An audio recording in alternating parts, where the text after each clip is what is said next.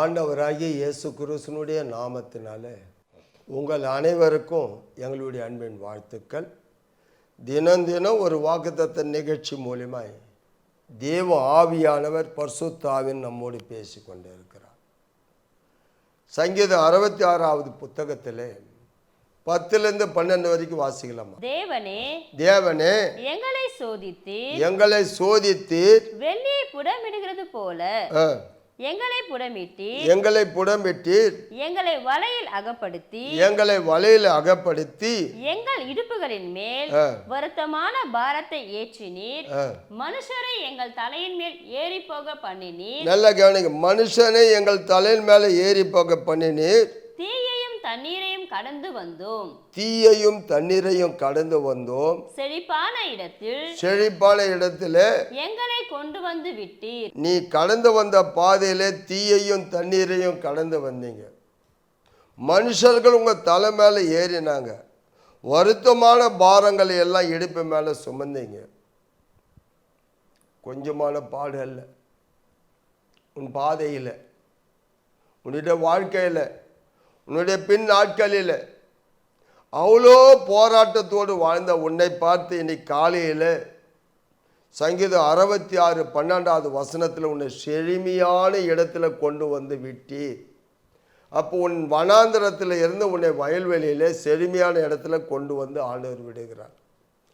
தேவனுடைய பிள்ளைகளே, நீங்கள் வருகிற வழியெல்லாம், நீங்கள் கடந்து வருகிற பாதையெல்லாம் பின்னோக்கி பார்க்கும்போது அந்த ஆண்டுகள் எல்லாம் எவ்வளோ போராட்டம், சொன்னால் மாளாது, சொன்னாலும் தீராது, அப்படியாப்பட்ட ஒரு வேதனை.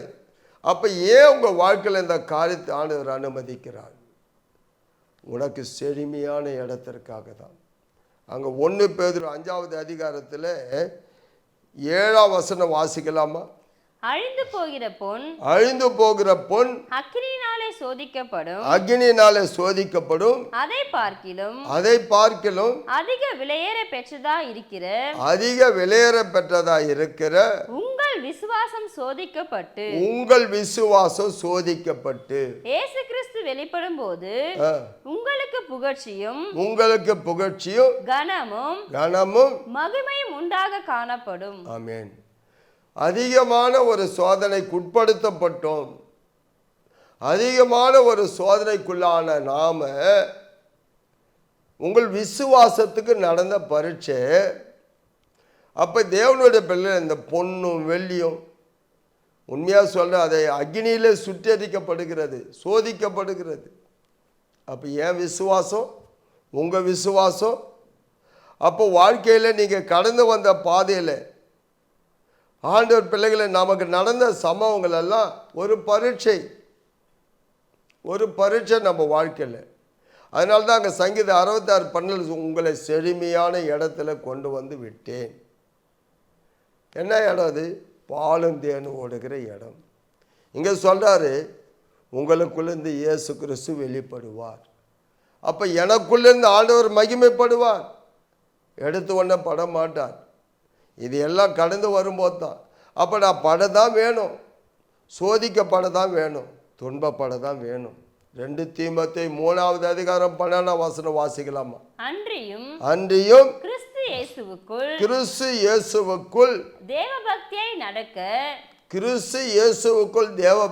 நடக்க மனதா இருக்கிற யாவரும் துன்பப்படுவார்கள். இயேசுவுக்காக நான் ரொம்ப பயபக்தியோடு வாழணும்னு ஆசைப்பட்டாவே, இருக்க விரும்பினாவே துன்பப்பட்டு தான் ஆகணும். ஏன்னா உலகத்தான் நம்மளை அநேகர் பரிகாசம் பண்ணுவாங்க, அநேக விதத்தில் நமக்கு விரோதமாக கூட்டம் கூடுவாங்க, நம்ம இருதயத்தை புண்படுத்தும்படியாக பேசுவாங்க, காயப்படுத்துவாங்க. உங்கள் வேலை ஸ்தலத்தில், நீ செய்கிற காரியங்களில் கிறிஸ்து இயேசுவுக்கு எவன்லாம் பக்தியாக இருக்கிறானோ அவன் துன்பப்படுவான் பைபிள் சொல்லு. ரைட், பரவாயில்ல, நான் துன்பப்பட்டால் கூட பரவாயில்ல, நான் அவமானப்பட்டால் கூட பரவாயில்ல, ஆனாலும் என் தேவனே உம்மை விட்டு நான் பின்வாங்கி போக மாட்டேன்.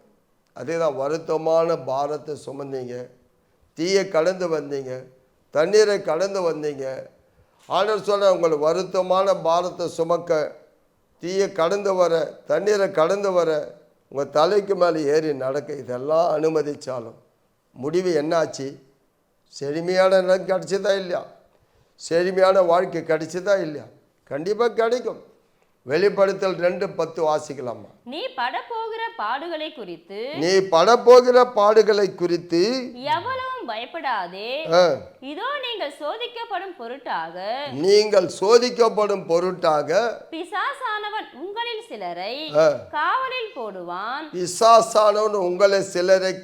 போடுவான். 10 நாள் உபத்திரவப்படுவீர்கள். ஆகிலும் நீ மரண பரியந்தம் உண்மையாயிரு, அப்பொழுது ஜீவ கிரீடத்தை உனக்கு தருவேன். பாருங்க, நீ மரண பரியந்த உண்மையாரு. நான் சொன்னேன்ல, துன்பப்பட்டாலும் அவமானப்பட்டாலும் யாரால புண்பட்டாலும் யாரால உன் இருதயம் காயப்பட்டாலும் உன் காயத்தை ஆற்றுகிறவர், உன்னை ஆறுதல் படுத்துகிறவர், உன்னை தேற்றுகிறவர். இது எல்லாம் ஏன் அனுமதிக்கிறான் தெரியுமா? செழுமையான இடம். என் மகளுக்கு நான் வைத்திருக்கிற இடம் பாலும் தேனும் ஓடுகிற இடம். என் மக வனாந்திரத்தில் அனுபவிச்சாங்களே, வனாந்திரத்தில் பட்ட பாடு, வறுமை, கஷ்டத்தில் கூட என்னை விட்டு விலகலே. அதனால தான் சொன்னேன், உன் இடுப்பு மேலே வருத்தமான பாரம், உன் தலைக்கு மேலே ஏறி நடந்தாங்க குனிஞ்சனி. ஆண்டவர் உன்னை கொண்டு போய் செழுமையான இடத்தில் விட்டார். அதுதான் வாக்குத்தத்தம் பண்ணப்பட்ட கிரீடத்தை உன் சிரசில் வைப்பார். அதனால் உறுதியாக இருங்க, நம்பிக்கையாக இருங்க. ஒரு நாளும் நம்மளை ஆண்டவர் கைவிடவே மாட்டார். கண்களை மூடி ஜெபிக்கலாம். மகா இரக்கமும் கிருபை நிறைந்தவரே, நேற்றும் இன்றும் என்றுமே மாறாமல் இருக்கு ஆண்டவரே. இந்த கேட்ட ஒவ்வொரு வார்த்தைகளும் எங்கள் இருதயம் கலங்குக்குது. நாங்கள் இன்னைக்கு நிற்கிறோன்னா உங்கள் கிருபை தான். ஏன்னா நாங்கள் கடந்து வந்த பாதையில் ஆண்டவரே எங்கள் வாழ்க்கையில் எவ்வளோ கல் முள் கரடு மோடு, நடக்க முடியல, எங்களால் சுமக்க முடியல, தாங்க முடியல. நான் அந்த இடத்த போய் சேருவேனா ஏங்கினேன். ஆனால் காலையில் நீங்கள் சங்கீதம் 66:12 சொன்னீங்க, உன்னை நான் செழுமையான இடத்துல கொண்டு வந்து விட்டேன். நீங்கள் இந்த வாக்குத்தத்தை யாரெல்லாம் ஆண்டவரை பாடுகள் மத்தியில் அவமான மத்தியில் உங்களை கண்டிப்பாக ஆண்டு நிச்சயமாக உண்மையே நம்பி இருந்தாங்களோ அவர்கள் அத்தனை பேர் வாழ்க்கையில் நிறைவேற கர்த்தர் கிருபை தாங்க. இயேசுவின் நாமத்தில் ஜெபிக்கிறோம் நல்ல ஆண்டவரே, ஆமென்.